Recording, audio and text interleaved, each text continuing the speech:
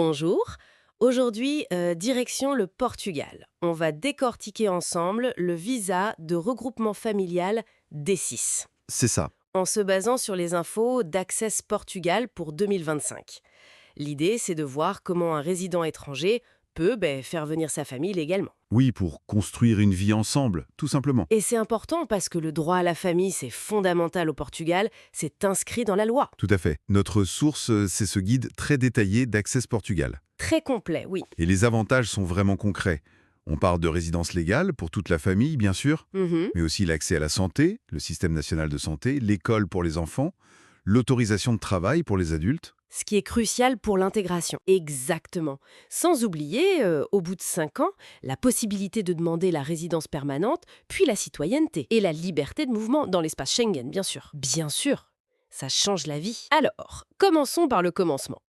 Qui peut initier cette demande, le fameux demandeur principal? Alors, il faut être résident au Portugal, déjà, et avoir un titre de séjour valide depuis au moins 1 an. 1 an minimum, d'accord. Mais ce n'est pas tout, j'imagine. Non, non, il faut aussi prouver qu'on a un logement. Un logement adapté pour accueillir la famille. Adapté, c'est-à-dire en taille. En taille, oui, et en conditions d'hygiène et de sécurité.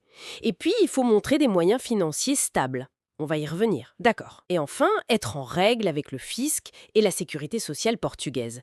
C'est la base. La base solide, oui.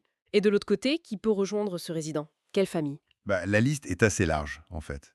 Le conjoint, marié ou partenaire enregistré, ça c'est classique. Mhm. Mais aussi le partenaire en union de fait. Attention, il faut prouver une relation stable depuis plus de 2 ans. Ah oui, ça demande des preuves spécifiques, ça. Exactement. Ensuite, les enfants mineurs, évidemment. Les enfants majeurs aussi, s'ils sont à charge, et étudiants. Ok. Les parents du résident, s'ils sont à sa charge, et même, dans certains cas, des frères et sœurs mineurs sous tutelle ou d'autres ascendants dépendants. C'est assez inclusif. Il y a des cas particuliers aussi, non? Golden Visa étudiant? Oui, tout à fait. Il y a des règles un peu différentes pour les titulaires de Golden Visa, de carte bleue européenne, les réfugiés ou même les étudiants qui veulent faire venir leur famille. Faut vérifier au cas par cas. Très bien. Alors maintenant, les documents. Le fameux dossier. Pour le résident au Portugal, ça va, c'est son permis, preuve de logement, revenu, NIF. Voilà, les documents qu'il a déjà en général. Mais pour la famille qui est encore à l'étranger. Ah, là, oui, ça demande plus de travail. Il faut le passeport, bien sûr, un casier judiciaire vierge du pays d'origine et de résidence, D'accord? une assurance voyage pour couvrir les premiers temps et surtout les preuves du lien familial. Acte de mariage, acte de naissance. C'est ça. Et là, attention, c'est un point crucial, ces documents étrangers, ils doivent être légalisés, souvent avec une apostille. L'apostille, cette certification internationale. Exactement. Et ensuite, traduit en portugais par un traducteur assermenté au Portugal. C'est une étape qui peut coincer si on n'est pas vigilant. Ça prend du temps et ça a un coût. J'imagine bien. Cette histoire d'apostille et de traduction, faut vraiment pas la négliger. Bon, parlons argent. Les exigences financières. Le nerf de la guerre. C'est un peu ça, oui. Le demandeur doit prouver qu'il a assez pour subvenir aux besoins de toute la famille, sans dépendre de l'aide sociale tout de suite. Et concrètement, ça représente combien pour 2025, par exemple? Alors, le calcul est basé sur le salaire minimum portugais. Pour 2025, c'est environ 870 € par mois. Donc, il faut 100% de ce montant pour le premier adulte. Le demandeur lui-même. Oui. Puis 50% pour chaque autre adulte, donc environ 435 €, et 30% pour chaque enfant, soit à peu près 261 €. Donc si on prend une famille type 2 adultes, 2 enfants, Ça fait 870 plus 435 plus 261 plus 261. On arrive à environ 1827 € par mois. Net, stable.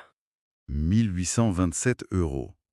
Ça donne une idée très claire de l'engagement financier. Et ces revenus, ils peuvent venir d'où?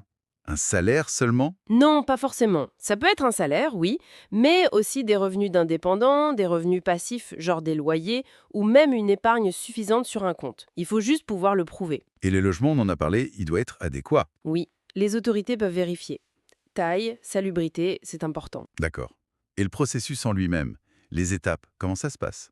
C'est en 3 temps forts, on peut dire. Phase 1. Le résident au Portugal dépose la demande initiale auprès de l'AIMA. l'AIMA, la nouvelle agence pour l'intégration, l'immigration et l'asile. C'est ça. Eux, ils vont vérifier si le résident remplit des conditions. Si c'est bon, on passe à la phase 2. Phase 2, Les membres de la famille, depuis leur pays de résidence, demandent le visa D6 au consulat ou à l'ambassade du Portugal. avec la décision positive de l'AIMA. Oui, c'est essentiel. Et une fois qu'ils ont ce visa D6 qui est valable 4 mois, pour rentrer en Portugal. Arrive la phase 3. Exactement. Une fois au Portugal, toute la famille doit prendre rendez-vous à l'AIMA pour finaliser et demander les titres de séjour. C'est un parcours bien défini, mais qui semble assez long. On parle de quel délai et quel coût? Pour les délais, faut compter globalement entre 4 et 8 mois. Ça peut varier, bien sûr. Mhm. Côté coût, alors il y a les frais pour la demande à l'AIMA, environ 163 € pour le demandeur. Ensuite, les frais de visa, c'est dans les 90 € par personne. D'accord. Puis les frais pour obtenir les titres de séjour une fois au Portugal, là c'est plus élevé, autour de 326 € par personne. Donc déjà, là, pour une famille de 4, ça commence à chiffrer. Oui, et il faut ajouter tous les frais annexes. Traduction, apostille, facile 200 à 500 €, voire plus selon les documents. L'assurance voyage, les billets d'avion, c'est un vrai budget à prévoir. C'est clairement un investissement. Mais une fois que tout est fait, que la famille a son titre de séjour, quels sont leurs droits? Ils sont résidents légaux. Les adultes ont le droit de travailler. Immédiatement. Oui. Les enfants ont accès à l'école publique, gratuitement. Toute la famille a accès au système national de santé, le SNS, et aux prestations sociales, sous conditions. C'est une intégration assez complète dès le départ. Oui, c'est le but. Et comme on disait, après 5 ans de résidence légale et continue, La résidence permanente, puis la citoyenneté. Quelles sont les conditions pour ça, au juste? Alors, il faut prouver ces 5 ans de résidence légale, bien sûr, continuer à avoir des moyens de subsistance, avoir un casier judiciaire vierge au Portugal, logique, et démontrer une connaissance de base de la langue portugaise, niveau A2 du cadre européen. A2, ok. Et il y avait une nouveauté intéressante là-dessus? Oui, Access Portugal signale un point important. Apparemment, le calcul des 5 ans pour la citoyenneté commencerait maintenant, dès la date de la demande du premier titre de séjour. Ah, et non plus à la date où on le reçoit enfin. Exactement. Ça peut faire gagner plusieurs mois, voire plus d'un an dans certains cas où les délais de délivrance étaient longs. C'est une bonne nouvelle. C'est une très bonne nouvelle, ça. Et on sent des efforts pour moderniser. AIMA, numérique. Oui, l'AIMA essaie de fluidifier les choses, d'accepter plus de documents numériques. C'est en cours, mais ça va dans le bon sens. Bon, pour résumer, le regroupement familial D6 au Portugal, c'est un processus clair, structuré, exigeant, oui, en documents, en finances, C'est vrai. mais qui offre des bénéfices énormes pour l'unité familiale et l'intégration. Finalement, qu'est-ce que ça veut dire? C'est une vraie voie pour construire une vie ensemble au Portugal. Tout à fait. C'est une politique qui reconnaît l'importance de la famille. Et pour aller plus loin, on peut se demander, Oui? le système actuel facilite déjà bien l'intégration économique et sociale, travail, école, santé. Il s'adapte même un peu aux nouvelles réalités, comme le télétravail qui peut être pris en compte dans les revenus. Mais comment ces politiques pourraient encore évoluer pour mieux coller aux réalités des familles globales, mobiles du XXIe siècle?